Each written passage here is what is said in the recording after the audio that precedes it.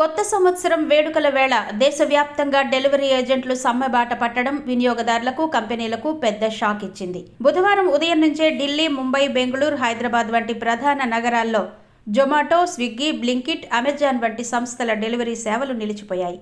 ఏడాదిలోనే అత్యంత బిజీగా ఉండే ఈ రోజున సుమారు 1,50,000 మంది సిబ్బంది విధులకు హాజరు కాకపోవడంతో ఫుడ్, గ్రోసరీ ఆర్డర్లపై తీవ్ర ప్రభావం పడింది.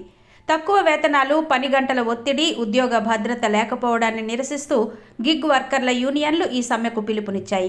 ముఖ్యంగా 10 నిమిషాల డెలివరీ విధానాన్ని రద్దు చేయాలని, ప్రమాద, ఆరోగ్య బీమా కల్పించాలని వారు డిమాండ్ చేస్తున్నారు. అదనపు కమిషన్ల కంటే తమ దీర్ఘకాలిక భద్రతే ముఖ్యమని డెలివరీ ఏజెంట్లు తెగేసి చెబుతున్నారు.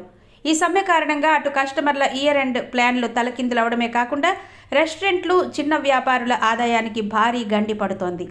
కంపెనీలకు సైతం కోట్ల రూపాయల నష్టం వాటిల్లుతోంది. ఈ నేపథ్యంలో కేంద్ర ప్రభుత్వం జోక్యం చేసుకుని గిగ్ వర్కర్లను కార్మిక చట్టాల పరిధిలోకి తీసుకువచ్చేలా శాశ్వత పరిష్కారం చూపాలని కార్మిక సంఘాలు కోరుతున్నాయి.